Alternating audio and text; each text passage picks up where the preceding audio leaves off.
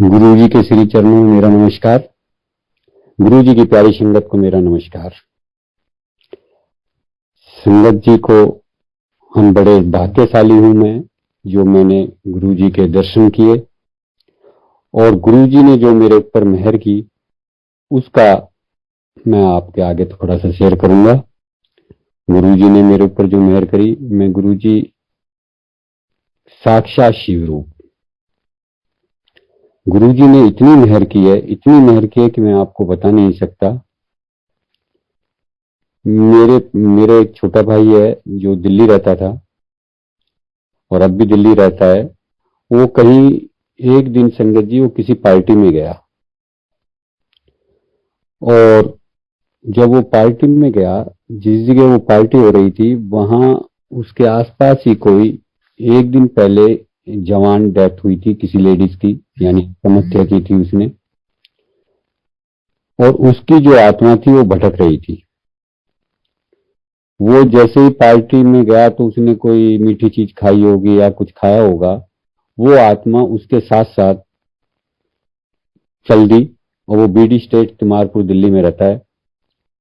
तो जैसे ही उसने अपने घर की बेल बजाई और वो आत्मा उसकी वाइफ यानी पूजा आंटी के अंदर प्रवेश कर गई। ना अनिल को पता लगा कि कोई मेरे साथ आया और वो आत्मा उसकी वाइफ में चली गई। जैसे ही वो अंदर गया अपने रूम में, उसने कपड़े वपड़े चेंज किए, जैसे ही उसने नाम लिया कि पूजा, जैसे ही वो गई तो वो बोली मैं पूजा नहीं हूं। वो पहले तो सोचा, अनिल ने सोचा कि शायद ये मजाक कर रही है। फिर बोला पूजा तुझे क्या हो गया? वो बोली कि मैं पूजा नहीं हूं, जब मैंने तेरे से कह दिया मैं तो इसको लेने के लिए आई हूं। वो डर गया कि ये क्या कह रही है। उसकी आवाज चेंजिंग थी। उन दौरान क्या था कि मोबाइल नहीं थे, तो वो लैंडलाइन नंबर था उसके पास। उसने तुरंत मेरे पास फोन किया। मैं गुड़गांव के पास रहता हूँ और वो मुझसे कहता है भाई ऐसे ऐसे पूजा ऊट पटांग बोल रही है और पता नहीं क्या कह रही है, मेरे कुछ समझ भी नहीं आ रहा। अभी जब तक दरवाजा खोला था जब तक ठीक थी और अभी ये गलत कह रही है मैं पूजा नहीं हूं और वो नहीं हूं। मैंने कहा जरा मेरी बात करा। जैसे ही मैंने उससे कहा कि मेरी बात करा तो मैंने कहा पूजा क्या? बोला मैं पूजा नहीं हूं, मैं कह रही हूँ पूजा नहीं हूं, मैं तो पूजा को लेने के लिए आई हूँ। मैं बोला यार ये तो वाकई में कोई गलत चीज आ गई तेरे साथ। मैंने अपने छोटे भाई को फोन किया, दीपक को। मैंने कहा दीपक फटाफट जा, अनिल के साथ कोई दिक्कत है। वो एक चौधरी अंकल और दोनों रात को ही अपनी गाड़ी से बीडी स्टेट तिमारपुर आए और संगत जी उसे वो अपने नोएडा लेकर चले गए। और वो गाड़ी में ना बैठे, जैसे तैसे उन्होंने हिम्मत करी, उन दोनों तीनों ने मिलाकर उसको गाड़ी में बिठाया। दूसरे दिन उसको एक मोहन बाबा मंदिर में ले गए। वहां उन्होंने उसका भूत प्रेत उतारा। और जब आप जानते हैं संगत जी, जब भूत प्रेत उतारते हैं तो मारपीट भी करते हैं। मतलब उन्होंने पैसे भी लिए, मतलब पूजा के साथ पिटाई भी की। और एक शीशी में उसको कहा कि आप इसको कहीं दबा देना, ये इसमें आ गई है। हम अपने अपने घर आ गए। 4-5 दिन पूजा बिल्कुल ठीक रही। संगत जी फिर क्या हुआ कि 4-5 दिन भगवान जाने, गुरुजी जाने कि वो शीशी टूट गई या क्या हुआ, वो आत्मा फिर दोबारा आ गई। और वो आत्मा आके फिर वो इस तरीके से बोलने लगी। अब वो इतनी तरीके से बिचल गई कि वो अब कहीं जाने को तैयार नहीं। अब हम बोले यार अब इसको कहाँ लेके जाएं, हम तो बड़े परेशान हो जाएंगे, ये आएगी जाएगी, हम बाबाओं के चक्कर में पड़ेंगे। तो फिर हमने ये विचार किया, हम तीनों भाइयों ने, कि आज हम शाम को गुरुजी के तो जाते ही हैं, क्यों ना हम गुरुजी के पास एम्पायर स्टेट लेकर चलें। फिर हमने ये विचार किया कि यार गुरुजी तो ऐसा काम करते ही नहीं, ना कोई भूत उतारते हैं ना कुछ उतारते हैं, जाएं ना जाएं। लेकिन वो बीच वाला भाई बोला नहीं नहीं, हम आज गुरुजी के जाएंगे, वहां लंगर खाएंगे, वहां साक्षात शिव बैठे हुए हैं, वो अपना आप कुछ ना कुछ करेंगे। संजय जी हम बात कर रहे थे और वो बार बार कह रही थी मैं नहीं जाऊंगी, मैं नहीं जाऊंगी। लेकिन हमने उसकी कहाँ माननी थी। हमने जैसे तैसे उसे, उसमें इतनी ताकत थी, हम तीनों ने उसको खींचकर किसी तरीके से गाड़ी में बिठाया और आसपास हमने दोनों बहनों को, अपनी बहनों को बिठाया, ताकि कहीं ऐसा ना हो कि ये गेट खोल दे और रास्ते में मतलब कूद पड़े। और हमारी पूजा के चोट आ जाए या कुछ ना हो जाए, तो हमने आसपास अपनी सिस्टरों को बिठाया और हम बैठे और सीधे हम मंदिर एम्पायर स्टेट यानी हम वहां चले गए। जैसे ही हमने गाड़ी एम्पायर स्टेट में रोकी गेट के आगे, अब ये गाड़ी से ना उतरे। अब वहां संगत सब देख रही थी कि एक लेडीज को ये सब खींच रहे हैं और वो गाड़ी से नहीं आ रही है। किसी को क्या पता कि हमारे साथ क्या हो रहा है। संगत जी वो गाड़ी से ना उतरे और हम जैसे ही गाड़ी से उतारे और वो उसने हमारी सिस्टर के हाथ में मतलब काट खाया कि किसी तरह ये हाथ छोड़ के मैं अंदर बैठी रहूं। लेकिन हमने अपने हाथ का दर्द सहन किया और उसको धक्के देके जैसे ही हमने गेट पर निकाला और गाड़ी आगे कर दी और पकड़ के रखा, और एकदम से हम जैसे ही एम्पायर स्टेट की एक सीढ़ी उतरने लगे और जैसे ही उतरे, जैसे ही गुरुजी की नजर उसके ऊपर पड़ी, तो संगत जी गुरुजी ने देखते ही उसको बोले, कितने कितने आ जान दिया, अब नाई चल। इतना कहा कि वो शांत होकर बैठ गई। वही एक बार तो हमें लगा कि गुरुजी ने हमसे कहा कि कहां कहां से आ जाते हो, क्योंकि मुझे पंजाबी नहीं आती।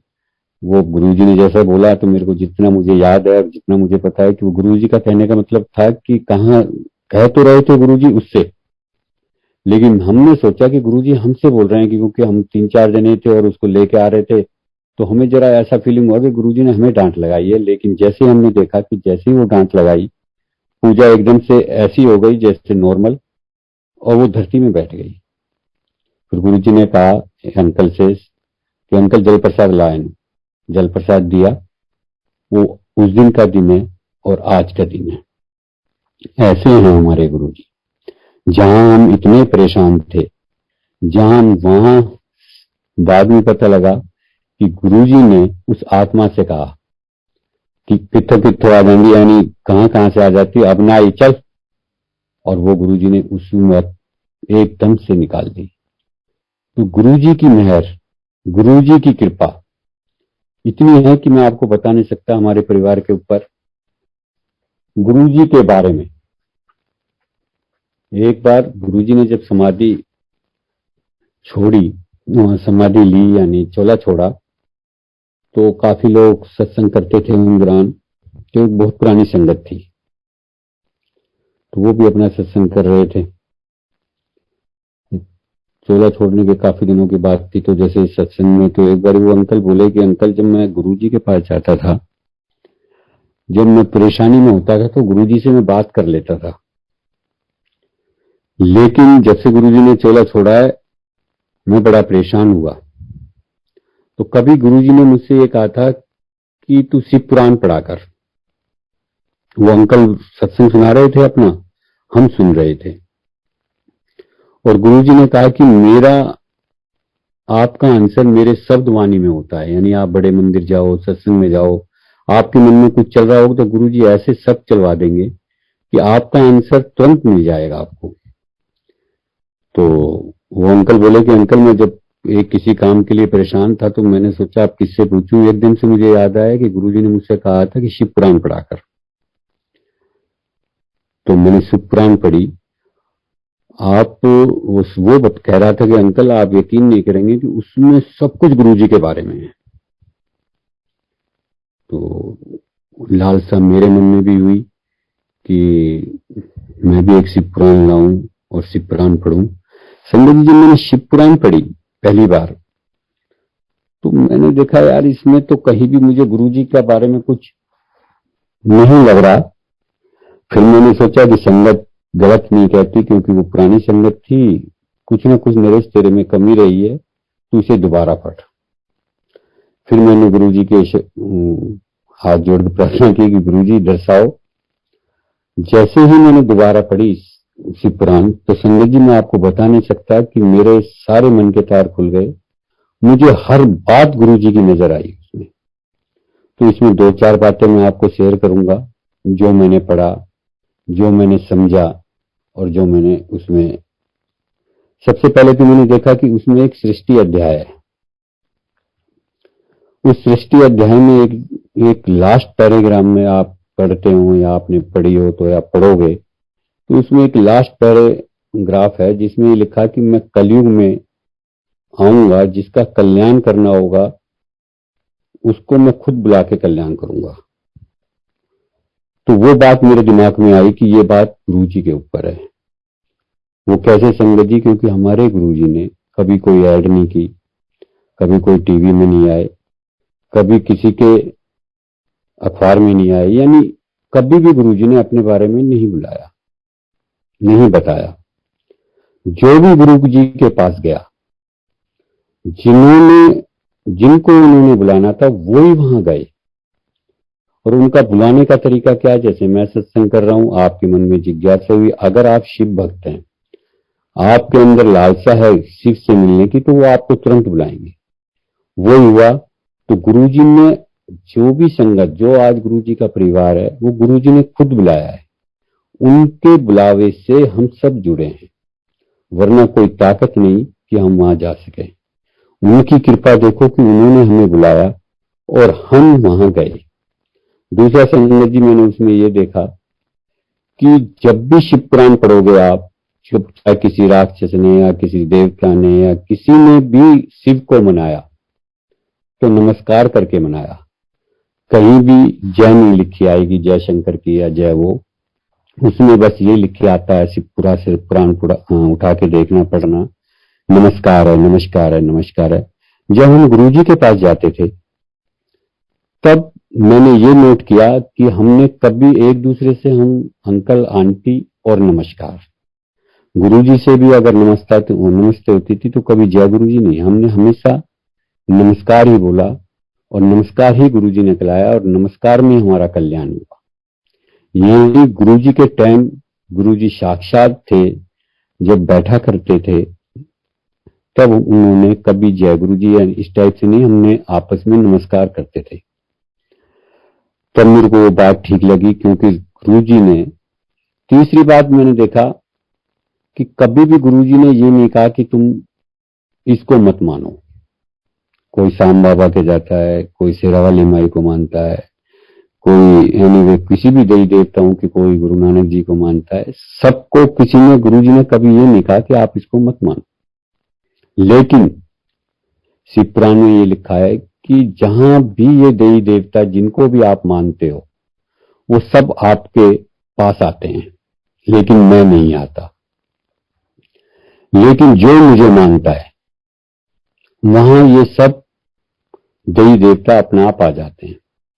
तो वही संगत जी मैंने महसूस किया कि जब मैं गुरुजी के पास नहीं जाता था, जगह जगह भटकता था, जगह जगह जाता था, सब में आस होती थी, सब में भाव होते थे, ऐसा नहीं है। लेकिन जब मैं गुरुजी से मिला, जब मैं गुरुजी के पास गया, तब से लेकर और आज तक मुझे गुरुजी के अलावा मुझे कुछ भी कहीं भी मन नहीं लगता। उसका कारण क्या है? क्योंकि जब मैं साक्षात शिव से मिल गया तो वो अपने आप मेरे पास देवता सब आ गए। और गुरुजी की मेहर देखो कि उस दिन का दिन है जब से मैं गुरुजी से मिला हूं और आज तक कहीं जाता भी हूं, कहीं आता भी तो मेरे मन में सिर्फ गुरुजी गुरुजी नजर आते हैं, बाकी कोई नजर नहीं आता। जबकि मुझसे गुरुजी ने कभी ये नहीं कहा कि तू इसको छोड़ दे या इसको मत कर, इसको नहीं। अंदर की भावना, जैसे भूखे को खाना मिल जाता है तो उसका पेट भर जाता है जब उसको कुछ भी अच्छा नहीं लगता। इसलिए साक्षात शिव मुझे जब मिल गए, साक्षात भोले बाबा मुझे मिल गए, तो अब मुझे कहीं जाने की और कहीं आने की इच्छा नहीं रहती। गुरुजी की मेहर, गुरुजी की कृपा इतनी है कि मेरी वाइफ को सन 2005 में डेंगू हो गया था और डेंगू उस दौरान चला ही चला था, आया था, बड़ा भयानक था। आज भी काफी भयानक है ये। दिवाली का दिन था, बड़ी दिवाली थी उस दिन।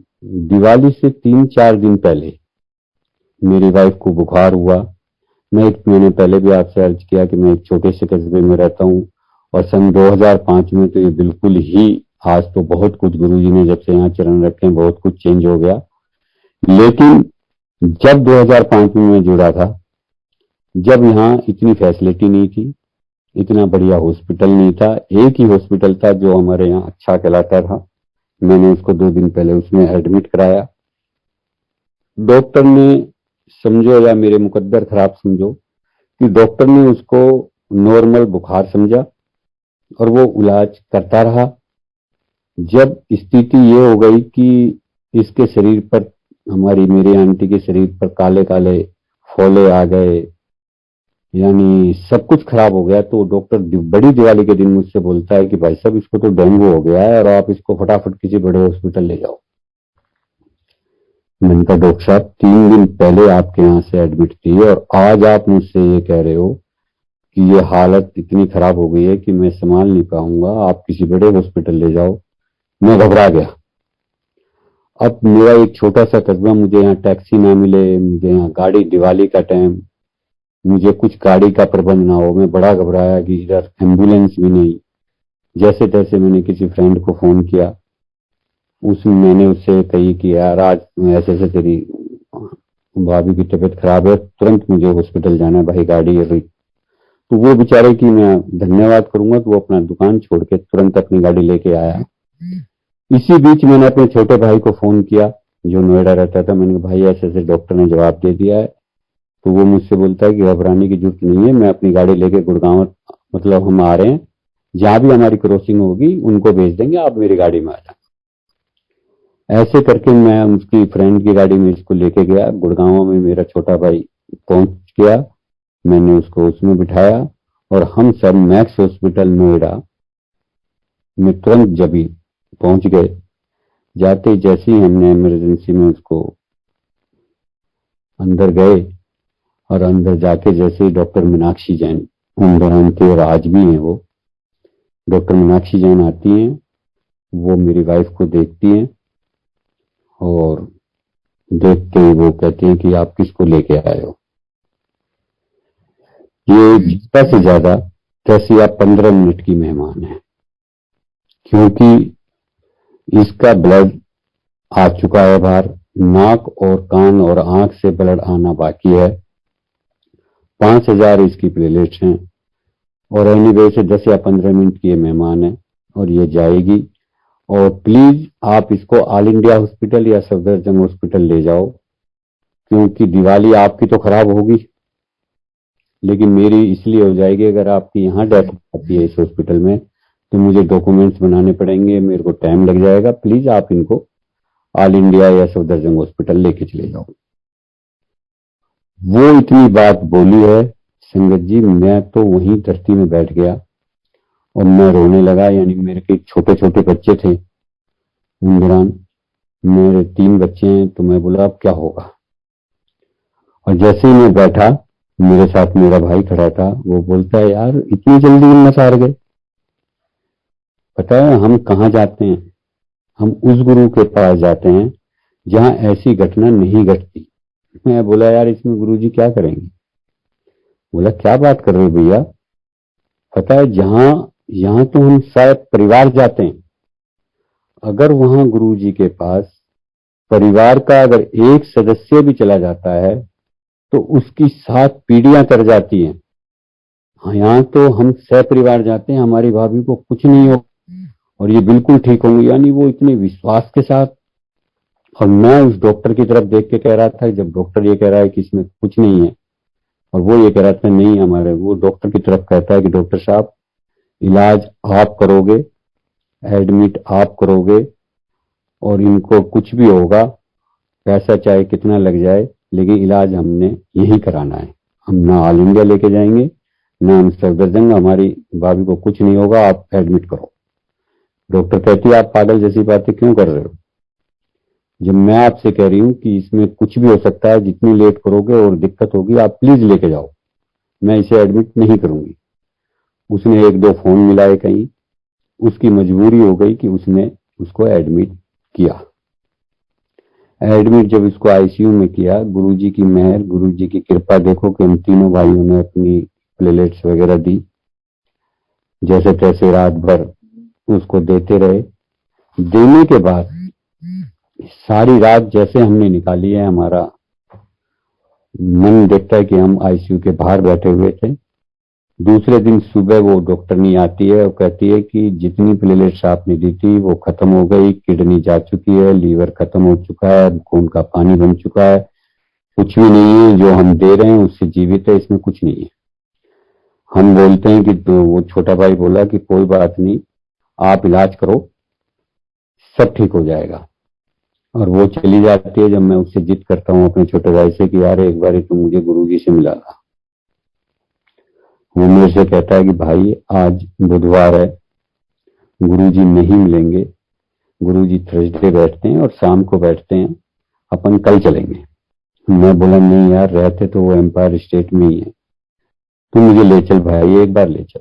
मैं उसे रिक्वेस्ट करता हूँ तो वो मुझसे कहता है कि भाई चल तो दूंगा, लेकिन मैं गाड़ी से नीचे नहीं उतरूंगा, अगर मैं बाहर ही रहूंगा, आप जाना, मैं नहीं जाऊंगा, क्योंकि ये गुरुजी के उस पे चल, मतलब मैं गुरुजी के थर्सडे बुलाया है तो थर्सडे ही जाना है। मैंने उससे जिद की, वो मुझे लेके गया एम्पायर स्टेट, वो गेट के बाहर खड़ा हो गया, मैं गेट से अंदर पैदल गया। दिन का टाइम था। मैंने जैसे ही दरवाजा खोला, अंदर से एक सेवादार आया, बोला अंकल हाँ क्या बात है। मैंने कहा मुझे गुरुजी से मिलना है। वो मुझसे बोलता है कि गुरुजी तो अब नहीं बैठते, गुरुजी तो पता नहीं है आपको, थर्सडे बैठते हैं, शाम को बैठते हैं 6 बजे। मैं बोला अंकल मुझे मालूम है, मैं आता हूँ यहाँ, लेकिन मेरे साथ कुछ घटना ही ऐसी हो गई कि मुझे गुरुजी से अभी मिलना है। वो बोले अंकल ऐसे नहीं। वो मना कर रहे थे तो मैं गेट के आगे ही बैठ गया और मेरे आंखों से आंसू आ रहे थे कि प्लीज मुझे गुरुजी से मिला दो। इतने में संगत जी वो अंदर जाता है और फिर आता है, और आने के बाद कहता है अंकल आपका नाम क्या है। मैंने कहा मेरा नाम नरेश गुप्ता है, क्या दिक्कत है आपको। मैं बोलता हूँ अंकल मेरी वाइफ को डेंगू हो गया, डॉक्टरों ने जवाब दे दिया और मैं गुरुजी से मिलना चाहता हूँ प्लीज। वो अंदर जाता है अंकल, और फिर मेरे ये 2 चपाती घी की सब्जी थी उस पर, और एक चाय प्रसाद ये ला के मुझे देता है कि अंकल ये खाओ आप। और वो मुझे खाने को देता है और कहता है कि गुरुजी कहते हैं कल आके मिलना।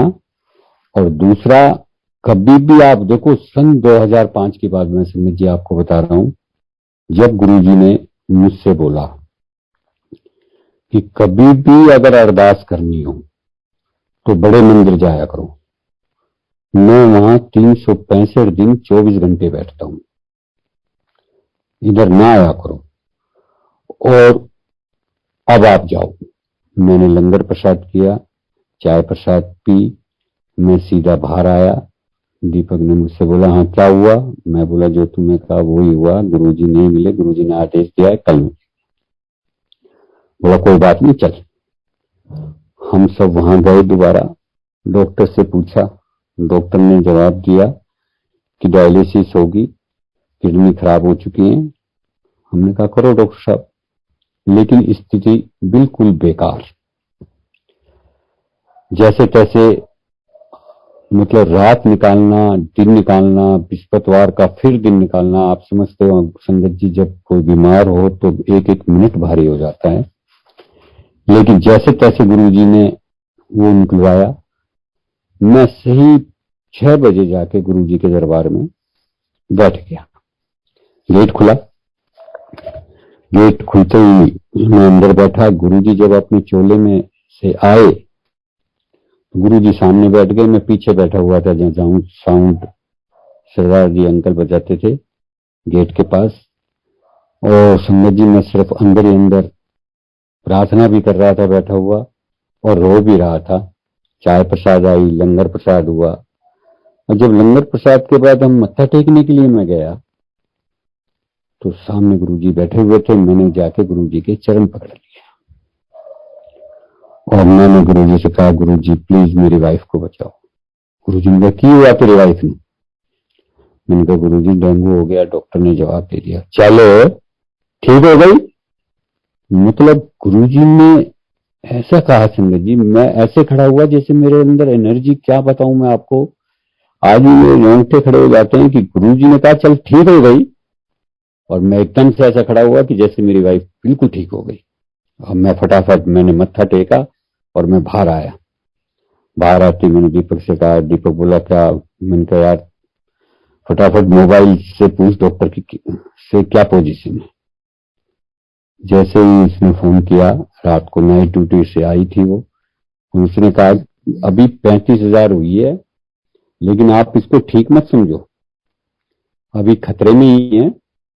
तो मैंने कहा डॉक्टर साहब अब कुछ नहीं होगा। और संगत जी, मैं सीधा हॉस्पिटल जाता हूँ आईसीयू रूम में, और वहां देखता हूँ वो अंदर थी, मैं बाहर बैठा हुआ था। रात को कोई 2:30-3 बज रहे थे या 4, जो भी टाइम था मेरे याद नहीं है। नर्स आके मुझसे कहती है कि आपको आपकी आंटी, आपकी वाइफ बुला रही है। मैं अंदर गया, मैं बोला हाँ किरण क्या बात है। तो वो कहते हैं कि अभी अभी मैंने एक सपना देखा था कि 4 काले काले आदमी आ रहे हैं और वो मुझे लेके जा रहे हैं। आप सब लोग खड़े हो, दीपक भाई सब खड़े हो, यानी उसने परिवार का नाम गिनाया, और मैं आप सबसे ये कह रही हूँ कि आप मुझे बचाते क्यों नहीं है, मुझे लेके जा रहे हैं और आप लोग कोई नहीं सुनते हो। इतने में मैं फिर गुरुजी को याद करती हूँ और गुरुजी से कहती हूँ कि गुरुजी मैनू बचाओ। तो गुरुजी आते हैं और गुरुजी आके कहते हैं छड़ दे नू, और वो मुझे छोड़ देते हैं। संगत जी, जब उसने अपना सपना सुनाया, मुझे पहले तो वही यकीन हो गया, तो गुरुजी ने कहा ठीक हो गई। और उसके बाद ये सपना 15 दिन के अंदर मैक्स हॉस्पिटल से, जिसकी दिन में 3 बार डायलिसिस होती थी, जिसकी किडनी जा चुकी थी, लीवर जा चुका था, जिसको सब कुछ खत्म था, 15 दिन में ऐसे ठीक होकर निकली जैसे कि इसे कुछ हुआ ही नहीं। तो ऐसे हैं हमारे गुरुजी, ऐसी कृपा करते हैं, ऐसी कृपा करते हैं। अपनी संगत से वो इतना प्यार करते हैं, इतना प्यार करते हैं कि मैं आपको बता नहीं सकता। पहले वो हमें खिलाते हैं, फिर वो आप खुद खाते हैं। पहले जब हम मंदिर में एम्पायर स्टेट में जाया करते थे, तो सबसे पहले चाय प्रसाद संगत को देते थे वो, उसके बाद उनके लिए एक चाय प्रसाद आती थी।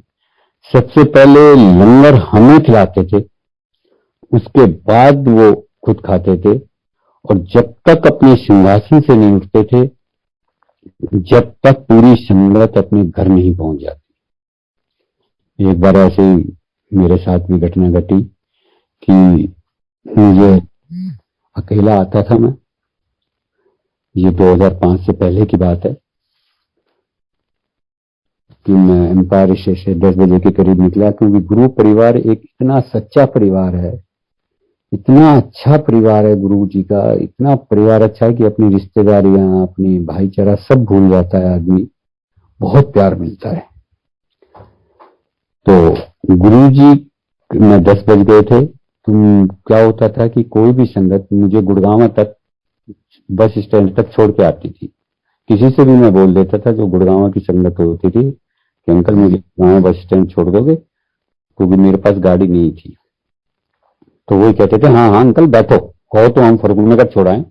लेकिन मैंने कभी, वो बेचारे खूब कहते थे, पर मैंने कभी किसी को नहीं, मैंने कहा नहीं आप बस स्टैंड छोड़ देना, मुझे वहां से साधन मिल जाएगा। गुरुजी की मेहर और गुरुजी की कृपा ऐसी होती थी कि मुझे मिल भी जाते थे साधन। उस दिन क्या हुआ, मैं लेट ज्यादा हो गया, संगत ने मेरे को गुड़गांव बस स्टैंड पे छोड़ दिया, वो बेचारे चले गए। मैं वहां काफी देर तक खड़ा रहा, मुझे साधन नहीं मिला। फिर मैं पटौदी चौक आया, मुझे वहां भी साधन नहीं मिला। फिर मैं जैसे तैसे बसई चौक आया। आज तो बसई चौक पर बहुत बड़ा फ्लाईओवर, बड़ा ही अच्छा रमन्नक हो गई, लेकिन उन दौरान बिल्कुल कुछ नहीं था, जंगल था। और जैसे ही संगत जी, मैं वहां फ्लाईओवर पे, वहां जब फ्लाईओवर बना नहीं था, रेलवे का वो फाटक था वहां, मैं वहां जाके मैंने रेलवे फाटक से पूछा कि भाई साहब, यहाँ मैं सबको हाथ दे रहा हूँ, ट्रक वाले को, गाड़ी वाले को कोई रोक नहीं रहा, ये फाटक कब बंद होगा। तो वो बोला अभी आधे घंटे में गाड़ी आने वाली है ट्रेन, मैं फाटक बंद करूंगा, जब कोई भी गाड़ी रुकेगी तो आप उसमें बैठ जाना। और संगत जी, मैं एक बड़े से पत्थर पे जाके बाहर फाटक के आगे बैठ गया। जब 12 साढ़े 12 बज रहे होंगे करीब करीब, अब संगत जी मैं वहां पत्थर पे बैठा और मैं गुरुजी से कह रहा हूँ, यानी अपने मन में ही बात कर रहा हूँ कि गुरुजी मुझे तो आज लग रहा है, अगर आज किसी ने मुझे लिफ्ट नहीं दी तो उधर तो आंटी परेशान हो रही होगी कि अंकल अभी तक नहीं आए, दूसरा गुरुजी, मुझे तो ऐसा लगता है जो सुबह अखबार की गाड़ी आती है ना जीप 4 बजे, शायद वो ही मुझे छोड़ेगी, अन्यथा मुझे रात यहीं काटनी होगी। और संगत जी, इतना ही मैं सोच रहा हूँ, इतने में क्या होता है कि एक लारी, लारी मीन्स आप समझते हो तो जिसमें ये ईंट वगैरह जाती है, हाफ ट्रक होता है वो आके ब्रेक लेता है। मैं उसकी तरफ देखता भी नहीं हूँ क्योंकि लारी हमारी साइड जाती नहीं है, वो अलग दूसरे रूट से जाती है, तो मैंने उसकी तरफ देखा भी नहीं। लेकिन उसने मुझे आवाज दी, हाँ जी कहाँ चलना है आपको, फर्रुखनगर चलना है? मैंने कहा हाँ जी। मुझे क्या, मुझे तो ऐसा लगा जैसे कि अंधेरे में दिया जल जाता है या रोशनी आ जाती है। मैंने कहा हाँ जी भाई साहब, बिल्कुल बिल्कुल, बुला आ जाओ। और मैंने जैसे ही गेट खोला, मैं समझ जी आपको बता नहीं सकता, वो केबिन इतना सुंदर था, गलीचे लगे हुए, छोटे मोटे बल्ब छोटे छोटे लगे हुए रंग बिरंगे से, पुरानी फिल्मों के गाने चले हुए, और वो अंकल बिल्कुल फर्स्ट क्लास। उन्होंने मुझे 15 मिनट में मुझे मोड़ पर छोड़ दिया। अब मैंने बोला, भाई जब तुम यहाँ तक आए हो तो थोड़ा और आगे छोड़ देना, मेरा घर यही नजदीक है चौक पर। तो वो मुझसे बोलते हैं, भाई मैं यहीं तो, मैंने उसको किराया देना चाहा, उसने किराया नहीं लिया और बोला नहीं मुझे वापस जाना है यहाँ से आप यहीं उतर जाओ। मैंने ठीक है यार, घर तो आ ही गया, थोड़ी सी तो दूर है। मैं वहां, संगत जी वहां उतर गया और वो वहां से वापस मोड़कर उल्टे चले गए और मैं सीधा अपने घर आ गया। आज मैं सोचता हूं कि मैं कितना मूर्ख था कि जो मुझे स्पेशल छोड़ने आ रहे हैं, फर्रुखनगर का नाम ले रहे हैं, लेकिन बुद्धि उस वक्त गुरुजी ने ऐसे फेरे कि मैं उन्हें पहचान ही नहीं पाया। वो मुझे यहां तक छोड़कर चले गए और मैं उन्हें समझ भी नहीं पाया। ऐसे हैं हमारे गुरुजी। गुरुजी कब किस भेष में आ जाएं, अंग संग हमारे साथ हैं, हर पल हमारे साथ हैं। जो हमारे साथ अगर कुछ अच्छा है वो ही हमें देते हैं, और जो भी देते हैं अच्छा ही देते हैं। हमें लगता है कि आज हमारे साथ गलत हुआ है, जैसे मैंने कुछ सोचा और वो मुझे पूरा नहीं हुआ, तो समझ जी कई बार ये सोचते हैं कि क्या हो रहा है, लेकिन नहीं, जब उसका रिजल्ट आप देखोगे, जो मैं सोच रहा था वो गलत था, लेकिन जो गुरु जी दे रहे हैं वो अच्छा दे रहे हैं। तो ऐसी कृपा, ऐसी मेहर है हमारे गुरु जी पर। संगत जी ऐसे ही था कि जब मैं गुरु जी के साथ जुड़ा तो मैं बड़ा काफी परेशान था, बहुत परेशान था। परेशान कैसे था गुरुजी की मेहर से, गुरुजी की कृपा से दुकान में माल है, दुकान में सारी वैरायटी है, सब काम है, लेकिन ग्राहक नहीं है। ग्राहक है तो कोई दूसरी दुकान पे ज्यादा है, मैं खाली बैठा हूं। अब मेरे ये बड़ी टेंशन रहती थी कि यार मेरे पास काम क्यों नहीं है, काम क्यों नहीं आता, दूसरे से ज्यादा माल है, दूसरे से वैरायटी अच्छी है, लेकिन काम नहीं है। तो मैं बाबाओं के चक्कर में आ गया। किसी ने मेरे से 500 लिए, किसी ने 600, मतलब जैसे तैसे जितने भी पैसे लिए, उन वो मुझे बबूत दे देते। मैं बबूत को छिड़कता या पानी में डालता, 4-5 दिन काम अच्छा चलता, फिर वैसे का वैसा हो जाता। ऐसे मैं परेशानी में चल रहा था। तो एक दिन दिल्ली नोएडा से मेरी मम्मी मेरे पास आती हैं वो मुझसे बोलती हैं कि, मैं मम्मी से बोलता हूँ मम्मी बड़ा परेशान हूँ, काम वाम मतलब है ही नहीं, दुनिया भर का पैसा लगा रखा है, ग्राहक ही नहीं आता, ऐसे ऐसे मैं जाता हूँ। तो मम्मी ने कहा तू एक काम कर, दीपक से बात कर। अब दीपक ने एक गुरुजी के पास जाता है, जब से वो वहां जाने लगा है उसका भी काम बहुत बढ़िया हो गया। मैं बोला ऐसे कौन से गुरुजी हैं भाई? बोला तू बात कर लेना। मैंने कहा ठीक है। लैंडलाइन नंबर थे, तो मैंने उससे बात की तो उसने मुझसे कहा हाँ यार मैं ऐसे ऐसे गुरुजी के पास जाता हूँ, तू भी आ जाना भाई। मैंने कहा भाई कहाँ? बोला ऐसे गुड़गांव आना, गुड़गांव से महरौली वाली बस पकड़ना, और सुल्तानपुर एक स्टैंड आता है वहां उतर जाना, फिर मैं तुझे मिल जाऊंगा। मैंने कहा ठीक है। कब आऊं? बोला कल आ जा। उसने जैसे ही कहा तो उन दौरान गुरुजी 4-5 दिन बैठते थे, तो मैं भी चला गया।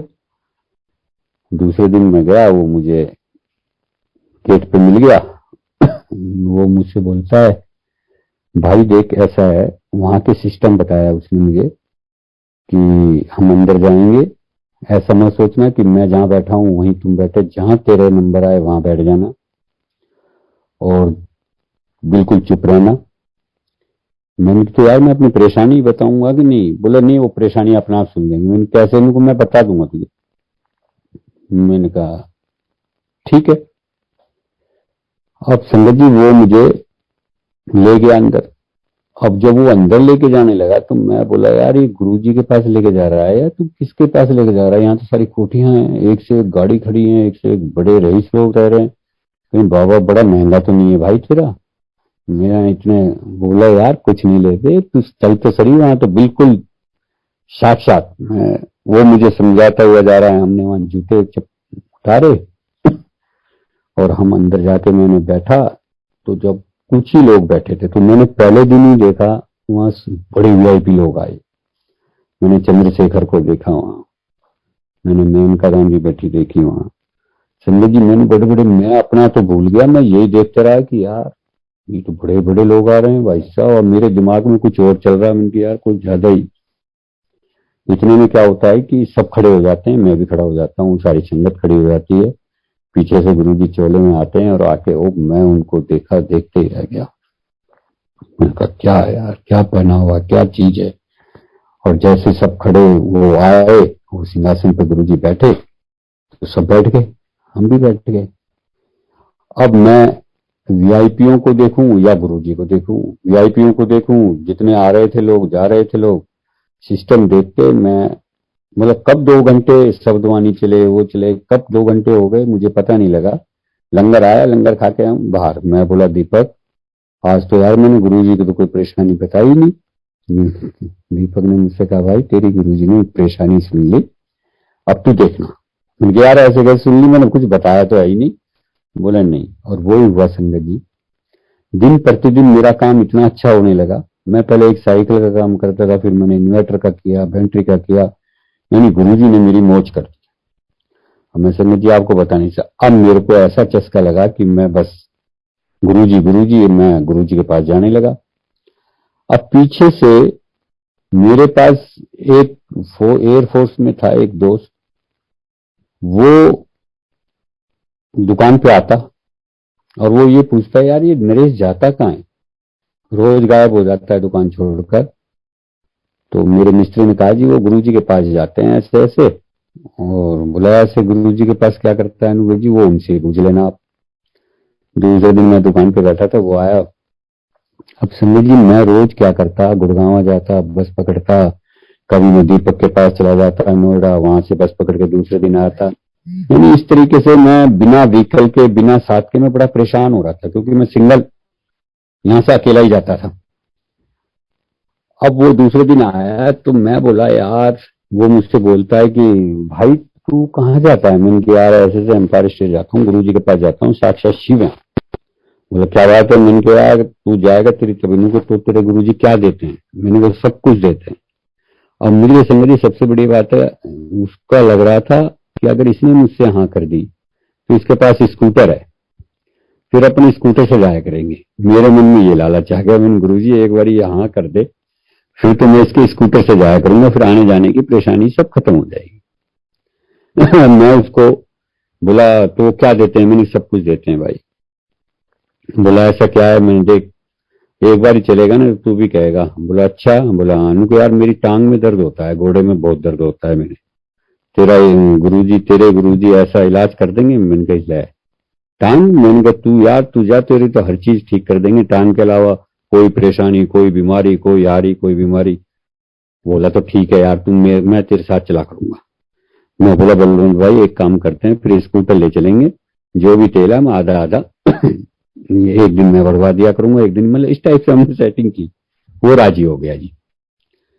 अब संगत जी मैं और वो दोनों स्कूटर से एम्पायर स्टेट जाने लगे।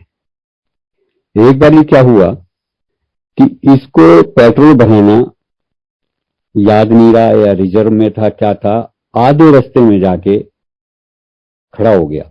एक हयातपुर एक छोटा सा कस्बा पड़ता है, उससे तो जाके जब तो काफी अच्छी रौनक है जंगल में, बिल्कुल कोई नहीं। और वहां जाके स्कूटर बंद हो गया और हम सही पक्के इतने थे कि 6 बजे हम सही एम्पायर स्टेट पे करेक्ट पहुंच जाते थे। मैं बोला बलवंत भाई आज तो तुमने बड़ा गलत काम किया, तेल भरवा के नहीं लाया और आज हम लेट हो जाएंगे। वो बोला यार आज गलती हो गई मेरे से, तो हम इतना ही सोच रहे थे तो हमने अपना दिमाग लगाया, मैंने किसी से हम लिफ्ट ले लेते हैं और मैं पेट्रोल पंप से एक बोतल तेल भरा के लाता हूँ और फिर अपन चलेंगे। और मैं बोलता हूँ गुरुजी आज तो माफ करना, हम लेट हो जाएंगे। हम अपने मन में आपस में बात कर रहे हैं, इतने समय जी आप यकीन नहीं करेंगे, एक आदमी मोटरसाइकिल पे आता है और आके हमसे कहता है भाई साहब तेल चाहिए क्या, तेल खत्म हो गया क्या? मैंने कहा हाँ भाई साहब तेल तो खत्म हो गया। बोला कोई बात नहीं, तेल मेरी मोटरसाइकिल से ले लो। तो वो बोला भाई साहब तेल तो ले लें लेकिन पाइप तो, बलवंत भाई बोला मेरे पास है पर बोतल तो है ही नहीं।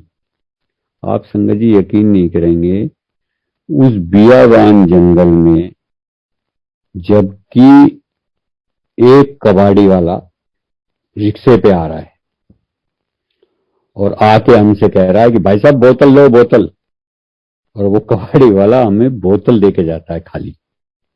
आप यकीन करेंगे कोई कबाड़ा चुनने वाला बेचारा खड़ा तो रहेगा कम से कम। हम इतने व्यस्त हो गए, हमने तेल निकाला उसमें से और उसे पाइप से डाला, डाल के हमने उस अपनी स्कूटी में डाला। फिर हमने उससे कहा कि भाई साहब पैसे ले लो बोतल के। वो हमसे बोलता है कि भाई साहब मैंने बेचनी नहीं है, आप गुरुजी के पास तो जब भी हमें ये ध्यान नहीं, ये बोल क्या रहा है, आप वहां तो जा रहे हो कोई बात नहीं, आप मत्था टेक लेना। और वो बोतल में भाई साहब पेट्रोल पंप पे चल दो, हम आपको तेल वहां डलवा देंगे। बोला नहीं नहीं ऐसी कोई बात नहीं। तो मैं उस बोतल को लेकर रख, खाली बोतल मेरे पास होती है, मैं बलवंत से कहता हूँ बलवंत भाई जरा स्कूटर पे देख, वो बेचारा आगे जा रहा होगा, उसकी एक बोतल का नुकसान हो जाएगा, उसे पकड़ा देंगे। हमने वो पूरे रास्ते देखा, हमें वो कबाड़ी वाला नहीं मिला।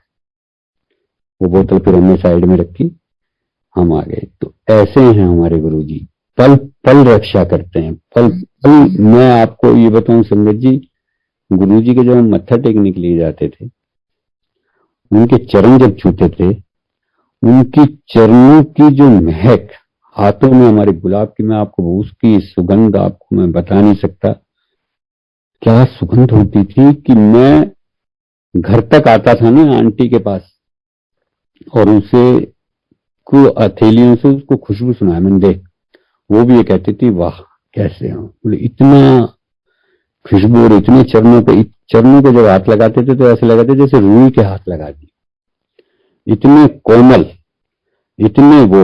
और गुरुजी की लहर और गुरुजी की कृपा तो इतनी रहती थी। एक बार संगत जी, क्योंकि अब तो लोकेट क्या स्वरूप क्या बड़े इजी से मिल जाते हैं, जब नहीं मिला करते थे तो एक बारी हमें सिर्फ एक लॉकेट मिला।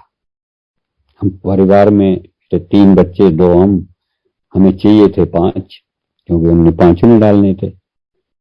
हमने क्या दिमाग लगाया कि चल एक तो गुरुजी ने दे ही दिया अब हम इसके 5 कर लेते हैं। संगत जी हमने वो 5 बनवा के सुनार पे गए, चांदी के अंदर लॉकेट करवाए। अब मन में ये आया कि गुरुजी ने तो एक दिया, ये 4 तो गुरुजी ने ब्लेस किए ही नहीं, अब इनको ब्लेस करना चाहिए। तब मैं अपनी मम्मी जी से कहता हूँ मम्मी एक काम करना, आज गुरुजी के चलेंगे ना अपन, तो गुरुजी से ब्लेस करा लेना इनको। जब तो मम्मी जी ने भी कह दिया हाँ हाँ करा लूंगी, कोई दिक्कत नहीं है, क्योंकि गुरुजी का ऑरा, गुरुजी का तेज इतना था कि हम बात करते हुए कतराते थे और हमेशा कोशिश ये रहती थी कि गुरुजी हमारी तरफ ना देख लें। क्यों डरते थे? क्योंकि गुरुजी की एक वो और थी, गुरुजी कई बार संगत से ये कह दिया करते थे चल महीने में एक बार आया कर, चल तू साल में एक बार आया कर, 3 साल में तो ये डर लगा रहता था कहीं गुरुजी से आंख मिल गई और गुरुजी ने बुलाया तो ये कह दिया चल साल में एक बार आया कर तो हमारी तो हो जाएगी छुट्टी। इसलिए हम तो दूर से गुरुजी को देखते, दर्शन करते और फड़ाक देश से ऊपर चले जाते। और ये भय रहता कहीं गुरुजी ने अगर देख के बुला लिया और कह दिया ना कि चल साल में एक बार आना तो हमारा तो हो गया काम, हम तो कहीं के नहीं रहते। तो ये जब डर खाता था तो एक उसी वक्त क्या हुआ, मम्मी को हमने कह दिया, मैंने मम्मी करा लाएगी। हमने वहां से दूर से मत्था टेका गुरुजी से जाके और हमेशा नजर ना मिला के नीचे नाड़ करी और मत्था हाथ लगाया चरणों के और ऊपर, क्योंकि गुरु जी ऊपर भेज देते थे और हम ऊपर ही जाके खुश थे, क्योंकि बस हमने गुरु जी के दर्शन तो कर ही लिए।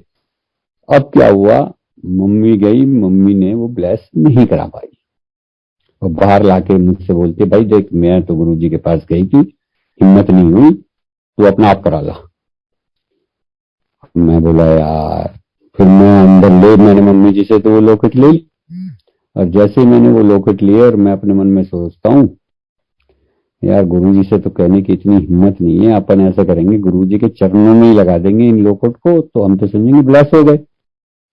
बस इतना ही। मैं अंदर खड़ा खड़ा, यानी संगत आगे चल रही है मत्था टेकने के लिए और मेरे मन में ये विचार चल रहे हैं, और इतने में मेरा नंबर गुरुजी के पास आ गया। जैसे ही मैं गुरुजी के पास खड़ा हुआ, गुरुजी ने मेरी तरफ देखा, क्या की है, बस मेरे तो हो गई छुट्टी। मैंने गुरुजी लॉकेट, मेरा हाथ खुल गए, मैं कब कबा ला दे मैंने, और मैंने दिए। देखो गुरुजी मन की बात कैसे पढ़ते हैं। घबरा रहा था, कर रहा था, गुरुजी ने लिए, 1 मिनट मुट्ठी बीची और फिर मुझे वापस दे दी। ऐसे हैं गुरुजी जो मन की बात पढ़ लेते हैं। मेरे गुरुजी साक्षात शिव, मेरे गुरुजी पल पल रक्षा करने वाले, मेरे गुरुजी इतने दयालु। ये मैं नहीं कहता ना कोई नया, ना कोई पुराना, ना कोई छोटा, ना कोई बड़ा, सबके साथ हैं। और आप सब बड़े लक्की हैं, हम सब, आप सब नहीं, हम सब इतने बड़े लक्की हैं कि गुरुजी ने अपने चरणों में बिठाया, अपने पास बुलाते हैं, अपना सत्संग सुनाते हैं, अपना आप सत्संग कराते हैं। ये उन्हीं की कृपा से होता है, हमारा कुछ नहीं है। ये जो सांस भी चल रही है मेरे प्रभु की है, मेरे गुरुजी की है। मेरे गुरुजी ने आज इतना कुछ दिया, सब कुछ उनका दिया हुआ है। जितना शुक्राना करूं उतना ही कम है। एक बार गुरुजी की मेहर, गुरुजी की कृपा तो इतनी है कि मैं आपको पल पल, हम हर मंडे जाते थे क्योंकि गुरुजी ने स्पेशल बोला हुआ था कि मंडे में आया करो, मंडे में जरूर आया करो। तो उस वक्त क्या था कि हमारी एक बस धुन थी कि हमें मंडे जाना है, तो जाना है। हम मंडे जाते, तो हमेशा क्या करता था कि वो मंडे टाइम तो वही था गुरुजी का, सुबह 8 से 8, तो हम सुबह जाते, शाम को आ जाते। लेकिन मैं अकेला ही जाता था, मेरी आंटी नहीं जाती थी। तो एक दिन वो बड़े काफी दिनों से मेरे से पीछे पड़ रही थी कि आप मुझे नहीं लेके जाते। मैं बोलता किरण जब तक गाड़ी नहीं आएगी ना मैं तुझे नहीं लेके जाऊंगा। तो वो देखो गुरुजी की मेहर, आंटियों की बड़ी सुनते हैं गुरुजी। ये गुरुजी की, क्योंकि गुरुजी कहते थे कि आंटियां सबका ख्याल रखती हैं और गुरुजी आंटी का बड़ी सुनते हैं, बड़ी एकदम से सुन लेते हैं। क्योंकि हम तो गुरुजी कहते थे तुम तो मतलब ही, लेकिन आंटी अपने सच्चे दिल से, सच्चे मन से अरदास करती हैं। तो वही बात आंटी के मन में आई कि उस दिन मंडे का दिन था। गुरुजी की मेहर और गुरुजी की कृपा देखिए आप कि गुरुजी गाड़ी कैसे दिलाते हैं मुझे और कैसे दिलाते हैं। मंडे का दिन था, मैं तैयार हो रहा था और जैसे ही मैं तैयार हो रहा था कि मैंने को मंदिर जाना है, तो किरण मुझसे कहती है कि हम आज भी नहीं लेके जाओगे। मैंने कह दिया ना जैसे कि गाड़ी आएगी तब तुझे लेके जाऊंगा, बिना गाड़ी तुझे नहीं लेके जा सकता। तो रूम के अंदर गुरुजी का स्वरूप लगा हुआ था। वो स्वरूप की तरफ देख के कहती है कि गुरुजी गाड़ी क्यों नहीं दिलाते, इनको मेरी बड़ी इच्छा है आपके पास आने की, मेरा मन भी करता है कि मैं मंडे आपके पास आया करूं। मैं बोला बिल्कुल। वो बात कर रही थी, मेरा आगे कह रही थी वो कि गुरुजी दिलाओ उन्हें इनको गाड़ी। मैं कह रहा था हाँ हाँ ठीक है, लेंगे जिस दिन जाएंगे। और मैं संगत जी उस वक्त तैयार होकर अपनी दुकान पे आ गया और जैसे ही मैं दुकान पे बैठा मैंने पूजा की, क्योंकि मैं दुकान की पूजा करके आधे घंटे बैठ के फिर मैं सीधा निकल जाता था मंदिर की ओर। इतने में मैं देखता हूँ मेरा पड़ोसी आता है और वो, क्योंकि वो अपरा में लगा हुआ था उन दौरान, और उससे मैंने एक बार जिक्र भी किया था। मैंने कहा संदीप तू अपरा में लगा हुआ है बेटा, जिस दिन गाड़ी लेंगे कुछ रियायत वियायत करा देगा। तो वो बोला अच्छा कोई बात नहीं, याद करा देंगे और जब लेंगे आप मुझे बता देना। अब देखो गुरुजी कैसे उसके मन में करते हैं, वो मेरे पास आके कहता है कि चाचा गाड़ी ले लो ना आप। मैं बोला बेटा संदीप लेंगे सही, पर यार अभी नहीं ले रहे, अभी मैंने इन्वर्टर बैटरी का स्टॉक कर लिया, पैसे हैं नहीं, अभी अपन 2 4 4 महीने रुक कर जब लेंगे। तो बोला नहीं चाचा, अगर गाड़ी लेनी है ना आपने तो अभी ले लो, और एक चेक दे देना, मेरी मैनेजर, मैं चेक से ही आपको गाड़ी दिला दूंगा, इतनी मेरी वो है, आप टेंशन मत लो। मैं बोला ना भाई, लूंगा तो मैं अपने हिसाब से लूंगा, मुझे नहीं चाहिए। यानी उसने 10 15 मिनट तक मेरा से बड़ी रिक्वेस्ट करी, लेकिन मैंने उसको, क्योंकि मैं इसलिए कर रहा था संगत भी, उस वक्त मेरे पास सिर्फ 500 रुपए थे जेब में, और वो गाड़ी की बात कर रहा है, 500 रुपए में गाड़ी आती है। लेकिन वो जिद कर रहे, मैंने उसको जैसे तैसे कहा भाई तू जा, मुझे गाड़ी नहीं लेनी, और बैठ गया। इतने में संगत जी, मैं 5 मिनट ही बैठा हूंगा कि मेरे मन में पता नहीं क्या हुआ कि मैं अपनी सीट से खड़ा हुआ और मैं बैंक की तरफ चला गया। उन दौरान क्या था कि स्टेट बैंक ऑफ पटियाला की हमारी फरूख नगर में ब्रांच खुली थी नई नई, और ब्रांच क्या, वो अभी बन ही रहा था, फर्नीचर वगैरह लग रहा था। मैनेजर साहब बाजार में आए थे अकाउंट खोलने के लिए, तो उन्होंने सबके अकाउंट खोले थे, तो मेरा भी उसमें उन्होंने अकाउंट खोला था एक। तो मैं बोला आज बैंक चलता हूँ उसी मैनेजर के पास जो परसों पहले दिन आए थे मेरे पास। मैं गया, मंगत राम जी मैनेजर हुआ करते थे, मैं वहां गया, मैंने कहा जनाब आप कल परसों मेरा अकाउंट खोल कर आए हो। और वो बेचारा बैंक की बिल्डिंग के सामने मेज लेकर, अंदर फर्नीचर का काम हो रहा था, और वो बाहर बैठा हुआ था। मेरे से बोलता हाँ हाँ बोलिए साहब। मैंने सर आपकी जब ये बिल्डिंग बन जाएगी, बैंक पूरी तरीके से खुल जाएगा, तो आप कार लोन भी करोगे क्या? तो वो बोलता कार लोन क्यों नहीं करेंगे भाई साहब, बिल्कुल करेंगे, आपको चाहिए? मैंने कहा हाँ मुझे चाहिए, बैठो आप। और उसने वहीं से वो पीएम को बुलाया, बोला एक कार लोन का फार्म ले आ। मैं बोला बहू जी अभी तो मैं पूछने आया हूँ। बोला जी पूछना क्या है, आप लोन है। मैं बोला भाई साहब कैसे? बोला गाड़ी कितने की है। मैंने कि मुझे तो नहीं पता गाड़ी कितने की है। बोला कोटेशन मंगवाओ आप। मैंने तुरंत संदीप को फोन किया, मैंने बेटा पहुंच गया तू? बोला अच्छा अच्छा पहुंच गया, बोलो। मैंने यार तू कोटेशन भेज ना। बोला जी अभी भेज देता हूँ। उसने फैक्स कर दिया जी, उन दौरान फैक्स चला करते थे, उसने फैक्स किया, उस बैंक के पास से एक फैक्स वगैरह रहता था, मैंने उसका नंबर दिया, और उसने 3,20,000 की गाड़ी का उसने मेरे को एक कोटेशन बनाकर भेज दिया। मैं उसको लेकर आया, मैंने कहा सब 3,20,000 रुपए के, तो जनाब आप कितने दोगे? वो बोला सर आप कितने पैसे दोगे इसमें? मेरे मुंह से निकल गया 60,000 रुपए दे दूंगा जी। और 60,000 दे दोगे तो 3,20,000 का मैं बना देता हूँ, 2,60 में आपसे। आप आईटीआर तो भरते हो ना? देखो आप संजय जी, ये भी तो देखो कि ना उसने मेरी आईटीआर देखी, ना उसने मुझे कुछ देखा, सिर्फ कहा हाँ हाँ लाओ तुम्हारा। उस बैंक का पहला लोन मेरी गाड़ी का है जब वो ओपनिंग हुई है। अब वो जनाब वो क्या करता है संजय जी, वो मेरे से बोलता है कि आप 2 लाख, आप 60,000 रुपये जमा कराओ, मैं 3,20,000 का आपको डीडी दे देता हूँ। अब मैं बड़ा परेशान, मैंने कहा यार मैनेजर ने तो मेरा एक कहने में सारा काम कर दिया, ना कोई गवाह, ना सवा, ना लेन ना देन। मेरे जी तो बड़ी बेइज्जती हुई, तेरे पास पैसे भी नहीं और 60,000 रुपये मांग रहा है। मैंने कहा सर लेके आता हूँ। और मैं बड़े सत्ते में आ गया। मैंने कहा मैं दीपक को फोन करूंगा, वो आईसीआईसीआई बैंक में डालेगा, गुड़गांव से लेके आऊंगा, फिर दूंगा, शाम हो जाएगी। और मैं यही सोचता सोचता सोचता जा रहा हूँ अपनी दुकान की तरफ।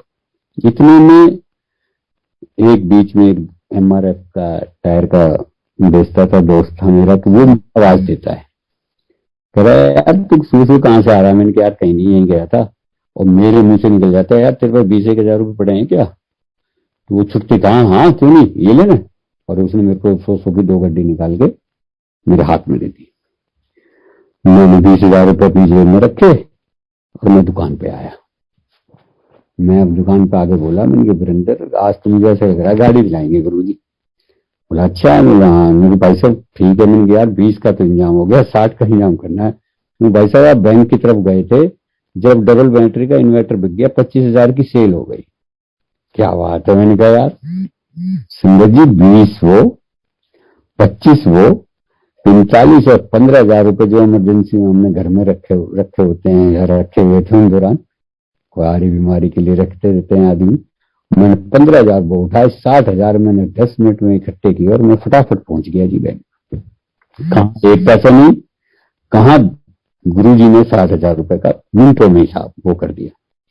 मैं 60,000 रुपए लेके गया, मैंने फटाफट डीडी बनवाया, बच्चे बड़े खुश, आंटी बड़ी खुश, गाड़ी आ रही है गाड़ी आ रही है। अब आप जानते हो बड़ा शौक था। अब साहब हम हरियाणा रोडवेज गुड़गांव की बस में बैठ गए। मैंने उसको संदीप को फोन कर दिया, बेटा तू व्हाइट रंग की गाड़ी बिल्कुल रेडी कर, मैं अभी आ रहा हूँ। वो बोला चाचा आप बस अड्डे पे आ जाना, मैं बस अड्डे पे आपको लेने के लिए आ जाऊंगा। अब साहब मैं जैसे ही बस में बैठा, मेरी आंटी, मेरे तीनों बच्चे बड़े खुश कि गाड़ी आ रही है। अब मैं नहीं खुश। उसका कारण क्या, आंटी मेरे को संगत जी ये टेंशन हो गई कि नरेश तुझे गाड़ी तो चलानी ही नहीं आती, अगर तू गाड़ी लेट चला लेके आया तो 9,000 रुपए का तेरे को ड्राइवर रखना पड़ेगा। अब यार तूने, अब ये तो खुश और मेरे दिमाग में हो गई टेंशन। मैंने 9,000 रुपए का ये तूने खर्चा बांध लिया, ऊपर से गाड़ी नहीं आती, अब तू करेगा क्या, अब तू लाएगा कैसे। अब संगत जी इतना मैं परेशान कि जैसे ही गुड़गांव आया, बच्चे तो खुश गाड़ी आ रही है, वो संदीप नीचे खड़ा था, मैं चाचा बैठो गाड़ी, वो डेमो गाड़ी लाया था, हम उसमें बैठ के चले गए। अब संगत जी वहां गए तो मैं गुरुजी का एक स्वरूप लेके गया था जो गाड़ी वाला था, मेरे पास था। मैं जैसे ही लेके गया, वहां गाड़ी रेडी कर रखी थी, मैंने डीडी दिया। जैसे ही उन्होंने कहा जी सर ये चाबी लो, एक फोटो खिंचवाओ। जैसे ही मैं गाड़ी में बैठा, मैंने गाड़ी गुरुजी से कहा गुरुजी गाड़ी आपकी, ड्राइवर आप, मालिक आप, मेरा कुछ नहीं है, जो कुछ है सब आपका। और मैं बाहर आ गया। तो वो मैडम जो फोटो खींच रही थी, जिसने मुझे चाबी दी थी, वो मुझे बोली सर ये गाड़ी से स्लप तो मार दो, आपकी है। मैं बोला मैम मेरे को गाड़ी चलानी नहीं आती, ये जो संदीप लड़का है ना, ये मेरा पड़ोसी है, यही लेके जाएगा गाड़ी। और मैं पहले सबसे, तो वो बोलती सर कोई बात नहीं, पहले आप एक बार स्टार्ट करके दे दो, फिर सर चला लेंगे। मैंने नहीं नहीं मेरे को कुछ नहीं आता। नहीं सर इसमें है क्या, गाड़ी स्टार्ट करके दे दो ना, आप मालिक हैं, आप कम से कम एक बार तो स्टार्ट करो अपने हाथ से। अब संगत जी वो ज्यादा जिद करने लगी और वो कैमरा उसने वैसे ले रखा था, वो सामने खड़ी हो गई बिल्कुल गाड़ी के जस्ट सामने। अब संगत जी मैंने कभी गाड़ी नहीं चलाई, ना मुझे कोई न्यूट्रल का पता था, ना मुझे गेयर का पता था। मेरे घर और दुकान नजदीक है, मैंने कभी स्कूटर तक नहीं चलाया, तो साली गाड़ी तो बहुत दूर था। मैं तो संगत जी जैसे ही मैंने गाड़ी स्टार्ट की, और वो फर्स्ट गियर में लग रही थी, भगवान जाने दूसरे गियर में, और जैसे ही की तो वो आगे मैडम के ऊपर चढ़ती चढ़ती, मैडम आगे कैमरा अलग। और वो तो लड़का था, उसने आके रोकी है, वो बोले, वो मेरे ऊपर बोली सर आपको इतना भी नहीं पता था, आपने न्यूट्रल करनी थी गाड़ी। वो मैंने मैम मैं तो आपसे पहले कह रहा था मुझे नहीं आती, आप ही जबरदस्ती कर रहे थे कि चलाओ चलाओ। वो जैसे तैसे वो गाड़ी बच गई, वो भी बच गई बेचारी। उसने कहा सर रहने दो, सर ही चला लेंगे। उन्होंने चलाई, हम जैसे तैसे उस गाड़ी को, वो जैसे तैसे क्या, वो गाड़ी को लेके गया संदीप मेरे साथ, बड़े मंदिर आए हम। और बड़े मंदिर में आके गुरुजी से गाड़ी ब्लेस कराई, वो कराई। तो उसके बाद देखो संगत जी गुरुजी कितनी कृपा करते हैं कि उस बंदे ने, आप तो बैठा कंडक्टर सीट पर, मुझे उस दिन बड़े मंदिर का आगे मुझे बिठा दिया उसने स्टीयरिंग पर, और कहा चाचा गाड़ी आप चलाओगे। मैं बोला बेटा मैं बैठा हूं ना। और संगत जी अब टाइम हो गया, इसलिए मैं यही पूरा कर देता हूँ कि उस दिन का दिन है और आज का दिन है। मुझे गुरुजी ने एक दिन ड्राइवर बनाया, उसके बाद कितनी गाड़ी दिलाई, ये 2-3 मैं चेंज कर चुका हूँ। गुरुजी का शुक्राना, गुरुजी का बहुत बहुत शुक्राना, और आप लोगों का शुक्राना। संगत को मेरा नमस्कार, गुरुजी के शिव चरणों में मेरा नमस्कार। Thank you Guruji.